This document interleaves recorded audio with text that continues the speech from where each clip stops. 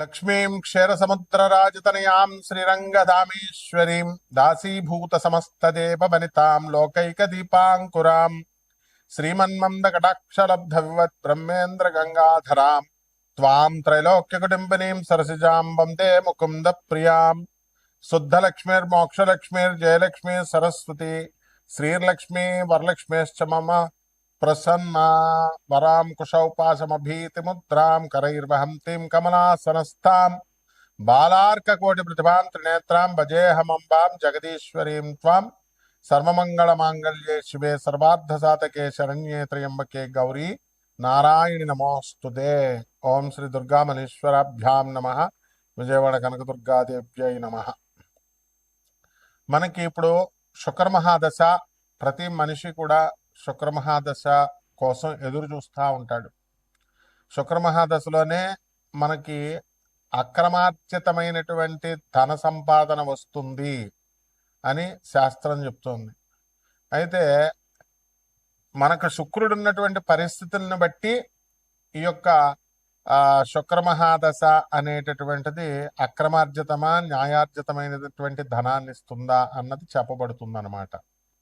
అలాగే ఇప్పుడు ప్రస్తుతము డిసెంబర్ 5, 2025 సంవత్సరం నుంచి ఫిబ్రవరి 1వ తేదీ 2026 సంవత్సరం వరకు కూడా శుక్ర మోఢమి జరుగుతోంది. అంటే మనకి ధనాన్ని ఇచ్చేది, భార్యనిచ్చేది, స్థలాలనిచ్చేది, ఇల్లుల్నిచ్చేది, సుఖ సంతోషాలనిచ్చేటటువంటి ఆ శుక్రుడే బలహీనుడైపోయాడు, అస్తంగత్వగతుడయ్యాడు. అంటే రవితో యూనియన్, రవితో కలిశాడు. కలవడం వల్ల ఏమవుతుందంటే ఈ రవి పెద్ద గ్రహం, చాలా బ్రైటర్ గ్రహం, చాలా లైట్ ఎక్కువ కదండి మనకి. ఈ శుక్రుడేమో కొంచెం కాంతి తక్కువ ఉన్నటువంటి గ్రహం. ఇప్పుడు బయట పట్టపగలు 12 గంటలకి మనం 200 వాట్ల బల్బు పెట్టామనుకోండి, ఎంత వెలిగిస్తున్న 200 వాట్లు ఆ పగలు అసలు ఏం కనబడదు. మనకు సూర్యుడి కాంతి ముందు అది కళావిహీనం అవుతుంది. అదేవిధంగా మనం అదే లైట్ని చీకటి గదిలో పెడితే 200 వాట్లు అంటే బ్రహ్మాండంగా గది అంతా కనబడుతుంది. అంటే ఏమైందనమాట, సూర్యకాంతి ఆ యొక్క 200 వాట్ల లైట్ని లాగేసింది. అదేవిధంగా మనకి ఈ శుక్రమోఢవిలో ఈ రవి ఏం చేస్తాడంటే మొత్తం శుక్రుడి యొక్క ఎనర్జీని, శుక్రుడి యొక్క శక్తిని, శుక్రుడి యొక్క కాంతిని అంతా లాగేసి శుక్రుడిని బలహీనుని చేసేస్తాడు. దాంతో శుక్రుడు ఏమి చేయలేని నిస్సహాయ పరిస్థితిలోకి వచ్చేస్తాడు. ఆయనే నిస్సహాయ పరిస్థితిలోకి వచ్చినప్పుడు మనకేమిస్తాడండి ఆయన?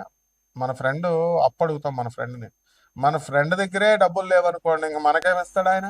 ఆ విధంగా ఆ శుక్రుడు బలహీనమైపోతాడు. కాబట్టే మూఢాల సమయంలో మనము వివాహాలు చేయకూడదు అంటారు.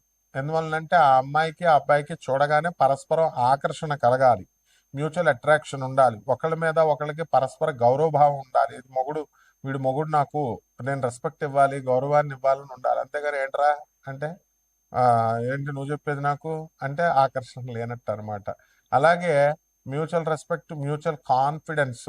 ఫోన్ ఏదన్నా వచ్చి మాట్లాడుకుంటున్నాడు అనుకోండి, పాపం ఎవరు దేంతో మాట్లాడుతున్నావు అని ఆ అమ్మాయి రోజు అడుగుతుంటే, ఎక్కడికైనా ఆఫీస్ నుంచి లేటుగా వచ్చినా, బయటికి వెళ్ళినా ఇవన్నీ కూడా ఎక్కడికి వచ్చావు, దేంతో ఉన్నావు, నువ్వు దేంతో కులుకుతున్నావు, ఇలాంటి ప్రశ్నలు వేస్తే వాడికి జీవితాంతము కూడా నరకమే. కాబట్టి ఇవన్నీ కూడా ఎప్పుడు జరుగుతాయంటే శుక్ర బలం లేనప్పుడు భార్యే ఇలా అడుగుతా ఉంటది. ఇంకా వాడికి ఎలా కనబడుతుందంటే భార్యే శత్రువు కింద కనబడుతుంది. పోనీ ఏదో కొన్ని రోజులు అడిగితే ఏదో పోన్లే, బయట వాళ్ళు అయితే కొన్ని రోజులు అడుగుతారు ఏదో అనుకోవచ్చు. ప్రతిరోజు, ప్రతి సంవత్సరము, ప్రతి నెల ఇంకా అలా జీవితాంతం ఎత్తుపొడుపు మాటలతో వీడు భరించలేక విడాకులకు వెళ్ళిపోతారనమాట, భార్య అయినా భర్త అయినా. ఇదే శుక్రుడు వీక్గా ఉంటే. కాబట్టే మనం ఏం చేయాలంటే కక్కుర్తి పడకుండా మనము ఈ యొక్క పెళ్ళిళ్ళు చేసేటప్పుడు ఈ శుక్రమూఢంలో మనం పెళ్ళిళ్ళు చేయొచ్చా, చేయకూడదా, పెళ్లి చూపులకు వెళ్ళొచ్చా, వెళ్ళకూడదా, అసలు జాతకం ఎలా ఉంది, అసలు ఆ పెళ్లి కొడుకు శుక్రగ్రహం ఎలా ఉంది, ఆ యొక్క పెళ్లి కూతురు శుక్రగ్రహం ఎలా ఉంది, ఇవన్నీ కూడా మనం చూసుకోవాలి. ఒక జ్యోతిష పండితుడిని అడగాలి. అది కూడా జ్యోతిష పండితులు మంచి విద్యావంతులై ఉండాలి, గురు పరంపరలో రావాలి. అప్పుడే మనకి కరెక్ట్గా మనకు చెప్పగలుగుతారు. ఇప్పుడు అందువలన ఇప్పుడు యూట్యూబ్లో వచ్చే వాళ్ళంతా కూడా ఎవ్వరు కూడా అంత శాస్త్ర పండితులు లేరు. కాబట్టి ఎట్టి పరిస్థితుల్లో కూడా కమర్షియల్ ప్రతి ఒక్కళ్ళకి తెలిసిందే మీ అందరికీ కూడా. అందువలన మనకి జ్యోతిష్యం అడగాలంటేనే భయపడేటటువంటి విధానంలో మన భక్తులందరూ కూడా ప్రేక్షకులందరూ ఉండడం, ప్రజలు ఉండడం జరుగుతోంది. కాబట్టి మనం మరి ఏం చేస్తారు, మీరు కూడా డబ్బులు ఇవ్వరు కదమ్మా. అడగ ఊరికనే జ్యోతిష్యం ఒకటి, తర్వాత ఈ యొక్క సంగీతం ఒకటి, ఇవన్నీ కళలన్నీ ఫ్రీగా చెప్పాలని అనుకుంటారు. అసలు గురువుగారి దగ్గర ఫ్రీగా చెప్పించుకోకూడదు, పంతులు గారి దగ్గర ఫ్రీగా చెప్పించుకోకూడదు అనే విషయం మర్చిపోయారు. కాబట్టి వీటి వల్ల శాస్త్రానికి చెడ్డ పేరు. అందువలన ఇది కూడా శుక్రదోషమే. అంటే గురువు పట్ల నమ్మకం విపరీతంగా ఉండాలి. అందువల్లనే మోడర్న్ సైన్స్ని, నాసా లైవ్ రిపోర్ట్స్ని బట్టి మనం చూసి జాతకాలు చెప్తాము. అలాగే ప్రాచీన జ్యోతిష శాస్త్ర మా గురుదేవుల యొక్క పరంపర నుంచి మధుర కృష్ణమూర్తి శాస్త్రి గారు, మా గురువు గారులు అందరూ కూడా, మరి సూర్యశ్రీ సిద్ధాంతి గారు పాలకొల్లు, అలాగే మనకి సుసర్ల దుర్గా ప్రసాద్ గారు రాజమండ్రి, ఇలా మంచి గురువులు ఉండేవారు.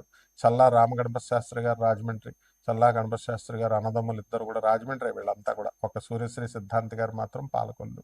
ఇలా రేలంగి గారు, నేమాని గారు, వీళ్ళంతా మహానుభావులు ఉండేవారు. పెద్ద తరం అదంతా వెళ్ళిపోయింది.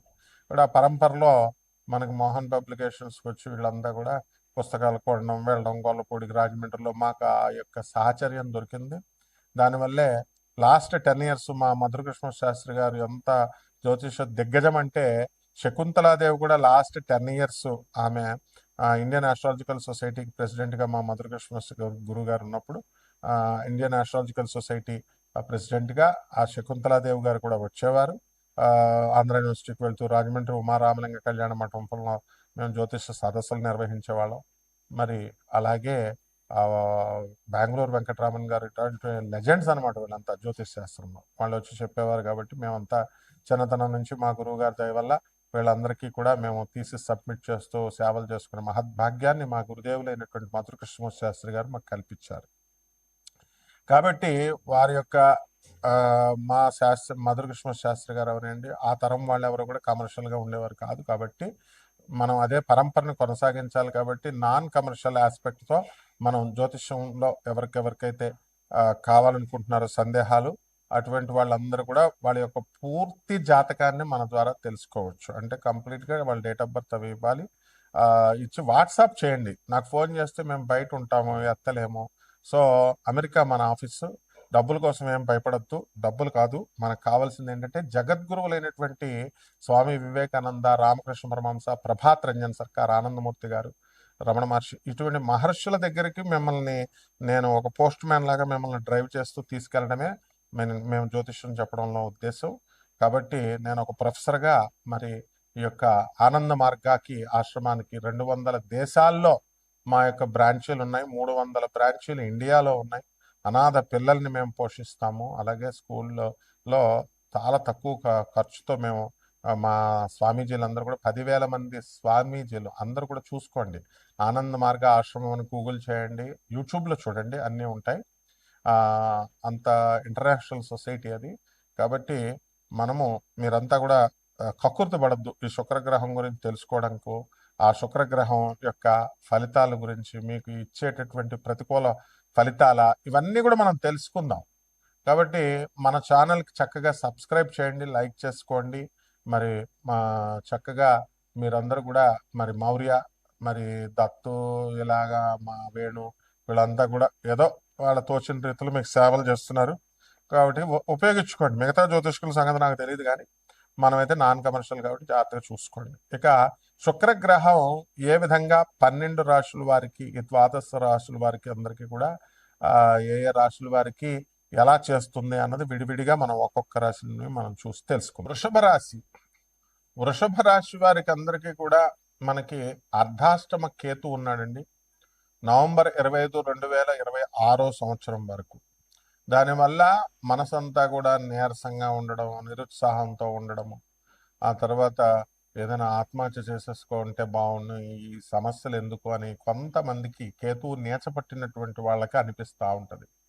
కాబట్టి ఇటువంటి వాళ్ళు ఒంటరిగా ఉండకూడదు, 10 మందితో కలిసి ఉండాలి. ఇకపోతే వృషభ రాశి వారి ఆదాయాలు మనం చూసుకున్నప్పుడు గత సంవత్సరం కంటే కూడా ఈ సంవత్సరం కొంచెం ఆదాయాలు పెరగడానికి అవకాశాలు ఉన్నాయి. ఖర్చులు కూడా వీళ్ళకి బంధువుల రీత్యా లేకపోతే ఫ్రెండ్స్ రీత్యా పార్టీలని ఇలా అని కొంచెం ఖర్చు పెట్టుకుంటారు.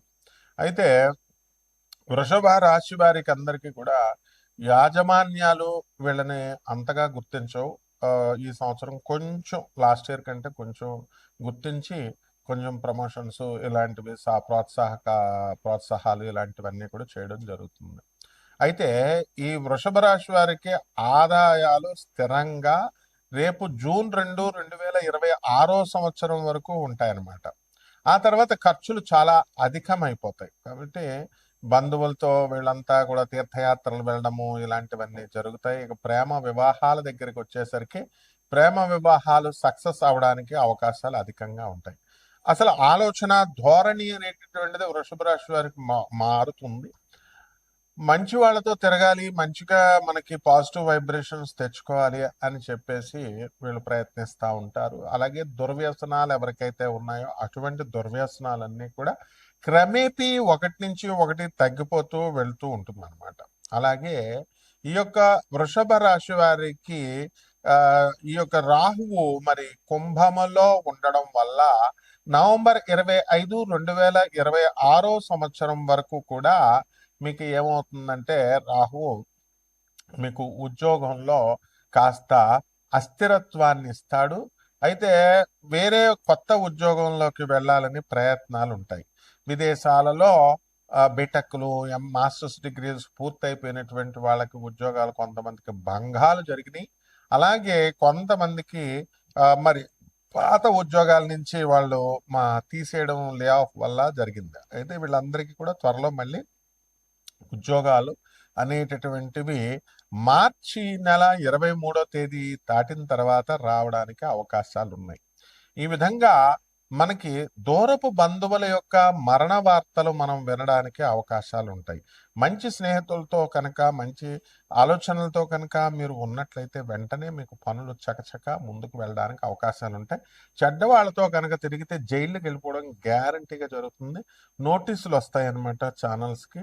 అలాగే ఎలాగైతే ఈ యొక్క జీడిపప్పు కూర వండుకొని చక్కగా మీరందరూ కూడా ఈ ఎటువంటి పార్టీలు ఇవి వెళ్ళొద్దు. న్యూ ఇయర్ అసలే వస్తుంది మనకి. న్యూ ఇయర్లో గొడవలు ఇవన్నీ జరగడానికి ఉంటుంది. కాబట్టి ఛానల్స్లో పంతులు గారులు, జ్యోతిష్కులు వీళ్ళందరూ ఉన్నారు. మరి శని వక్రించి ఉన్నాడు కాబట్టి జాగ్రత్తగా కనుక ఉండకపోతే ఎప్పుడో మీరు పోలీస్ ప్రాబ్లమ్స్ ఇలాంటివన్నీ కూడా రావడానికి అవకాశాలు ఉన్నాయి. కాబట్టి ముందుగా జ్యోతిష్కులు జాగ్రత్తగా ఉండండి. మీరందరూ కూడా జ్యోతిష్కులు తర్వాత ప్రజలకు చెప్తున్నాము. అలాగే పెళ్ళిళ్ళు కానిటువంటి వాళ్ళకి ముహూర్తాలు పెడతారు. మరి అటువంటి వాళ్ళు పంతులు గారులంతా అసలు వీళ్ళకే పెళ్ళాలి సగం మందికి వదిలేశారు. అలాగే కొంతమందికి ఇంకా పెళ్ళిళ్ళు అవ్వట్లేదు. ఏదో పంతులు గారి వృత్తిలో ఉన్న వాళ్ళకి పంతులు గారి వృత్తిలో ఉండి వీళ్ళు ఈ యొక్క కళ్యాణాలు అవన్నీ చేస్తున్నారు. పర్లేదు, న్యాయంగా డబ్బులు తీసుకుని ఓ 10,000 దాకా తీసుకుంటే ఏం పర్వాలేదు.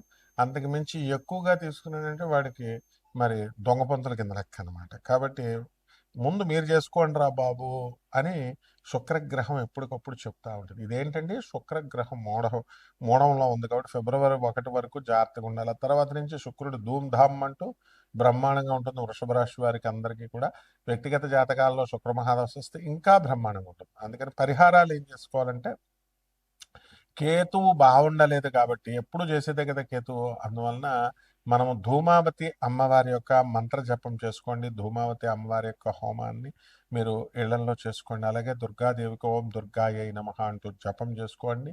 అలాగే గాణగాపుర క్షేత్రం ఉందండి. అలాగే బెజవాడ కనకదుర్గమ్మ దేవస్థానం ఉంది. మరి అటువంటి అక్కడికి మనం వెళ్ళి చక్కగా ఈ యొక్క గురువుతో వెళ్ళి చక్కగా దర్శనాలు చేసుకోవడము, తర్వాత చక్కగా పూజలు పునస్కారాలు ఇవన్నీ కూడా గురువు చేత చేయించుకోవడం ఇవన్నీ కూడా చాలా బాగుంటాయి. అలాగే రావి చెట్టు కానీ జమ్మి చెట్టు కానీ చూసుకొని దాని చుట్టూ తిరగండి, ప్రదక్షిణాలు చేయండి, నీళ్లు పోసుకొని బ్రహ్మాండంగా